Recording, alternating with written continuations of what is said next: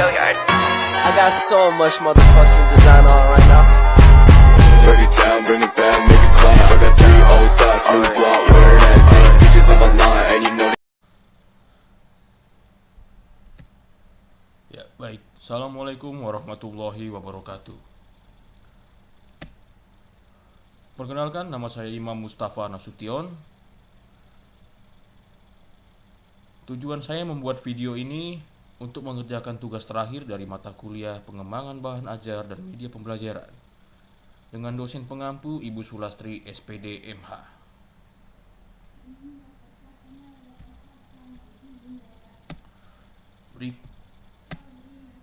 Berikut adalah biodata nama saya dan mata kuliah yang diampu oleh Ibu Sulastri. Untuk mempersingkat waktu, marilah kita langsung masuk ke topik pembahasan materinya. Topik materi yang pertama yang akan dibahas adalah peran Indonesia dalam menciptakan perdamaian dunia melalui hubungan internasional. Yang kedua, peran Indonesia dalam menciptakan perdamaian dunia melalui organisasi internasional.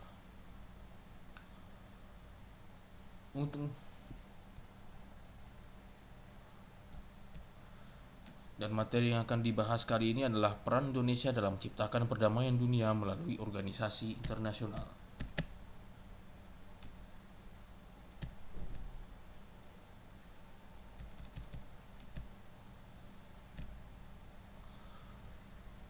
Indonesia pernah berperan dalam menciptakan perdamaian dunia. Indonesia pernah menjadi anggota Perserikatan Bangsa-Bangsa atau PBB yang ke-60 pada tanggal 28 September tahun 1950. Meskipun pernah keluar dari keanggotaan PBB pada tanggal 7 Januari tahun 1965 sebagai bentuk protes atas terimanya Malaysia menjadi anggota tidak tetap Dewan Keamanan PBB.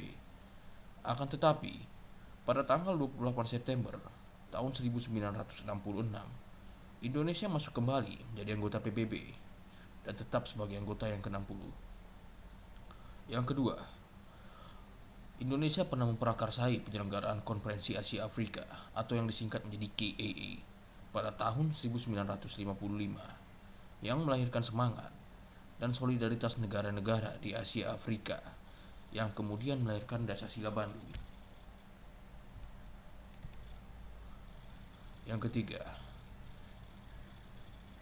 Indonesia aktif sebagai salah satu pendiri gerakan non-blok atau GNB pada tahun 1961. Bahkan pada tahun 1992, dalam konferensi negara-negara non-blok berlangsung di Jakarta, Indonesia ditunjuk menjadi ketua GNB. Melalui GNB ini secara langsung, Indonesia telah turut serta meredakan ketegangan perang dingin antara blok barat dan blok timur. Yang keempat, Indonesia pernah terlibat langsung dalam misi perdamaian Dewan Keamanan PBB dengan mengirimkan pasukan Garuda ke negara-negara yang dilanda konflik seperti Kongo, Vietnam, Kamboja, Bosnia, dan sebagainya. Bahkan, pada tahun 2007, Indonesia ditetapkan menjadi anggota tidak tetap Dewan Keamanan PBB. Indonesia menjadi salah satu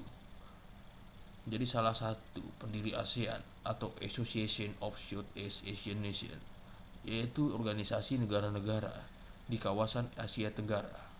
Bahkan Sekretariat Jenderal ASEAN berada di Jakarta. 5. Ikut serta dalam setiap pesta olahraga internasional, mulai dari SEA Games, Asian Games, Olimpiade, dan sebagainya. 6. Indonesia aktif juga dalam beberapa organisasi internasional lainnya. Hal ini dibuktikan dengan tercatatnya bangsa Indonesia sebagai anggota organisasi Konferensi Islam atau OKI, organisasi negara-negara pengekspor minyak atau OPEC, dan Kerjasama Ekonomi Asia Pasifik atau APEC.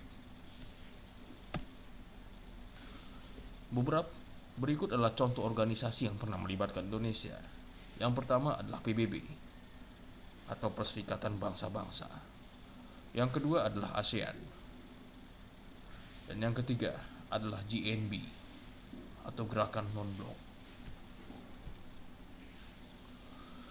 Perserikatan Bangsa-Bangsa disingkat sebagai PBB atau United Nations disingkat sebagai UN adalah organisasi internasional yang didirikan pada tanggal 24 Oktober tahun 1945 untuk mendorong kerjasama internasional. Badan ini merupakan pengganti Liga Bangsa-Bangsa dan didirikan setelah Perang Dunia untuk mencegah terjadinya konflik serupa pada saat didirikan.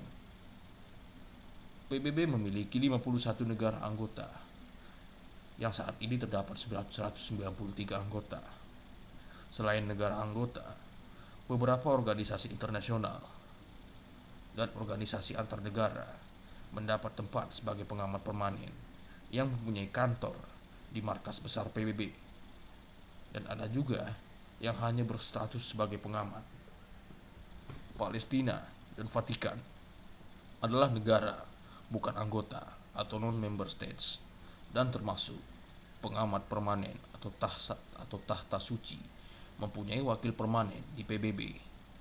Sedangkan Palestina mempunyai kantor permanen di PBB. PBB Indonesia secara resmi menjadi anggota PBB pada tahun 1950 sebagai anggota PBB ke-60. Ke-60 PBB, Indonesia telah merasakan peran PBB dalam mempertahankan kemerdekaan. Yang kedua, ada ASEAN, merupakan organisasi kerjasama di kawasan Asia Tenggara yang didirikan melalui Deklarasi ASEAN pada tanggal 8 Agustus tahun 1967 di Bangkok, Thailand. Latar belakang terbentuknya ASEAN adalah persamaan nasib. Sebagai negara yang pernah dijajah, Indonesia adalah negara terbesar di Asia Tenggara dan memegang peranan penting dalam hal keamanan dan stabilitas di Asia Tenggara. Indonesia mempunyai peranan dalam membentuk kesepakatan untuk stabilitas regional dan perdamaian. Misalnya, Indonesia telah mengambil peran utama dalam membantu proses pemulihan kembali demokrasi di Kamboja. Selain itu, Indonesia menjadi perantara dalam proses pemisahan diri Muslim di Filipina Selatan. Yang ketiga, Indonesia pernah berperan dalam Gerakan Non-Blok atau GNB yang sudah ada sejak Konferensi Asia Afrika. Indonesia mengedepankan kebijakan politik luar negeri yang bebas aktif dan tidak memihak. GNB mempunyai arti yang khusus bagi bangsa Indonesia. Bagi bangsa Indonesia yang dapat dikatakan lahir sebagai negara yang netral, tidak memihak. Hal tersebut tercermin dalam pembukaan Undang-Undang Dasar Negara Republik Indonesia. Republik Indonesia tahun 1945 yang menyatakan bahwa kemerdekaan adalah hak segala bangsa. Dan oleh sebab itu, maka penjajahan di atas dunia haruslah dihapuskan karena tidak sesuai dengan pri kemanusiaan dan pri keadilan. Selain itu, diamanatkan pula bahwa Indonesia ikut serta melaksanakan ketertiban dunia yang berdasarkan kemerdekaan, perdamaian abadi, keadilan sosial. Kedua mandat tersebut juga merupakan falsafah dasar dari GNB. Saya rasa cukup sekian pemaparan materi dari saya. Saya mohon maaf bila ada kata-kata yang salah. Wabillahi taufik wal hidayah. Wassalamualaikum warahmatullahi wabarakatuh.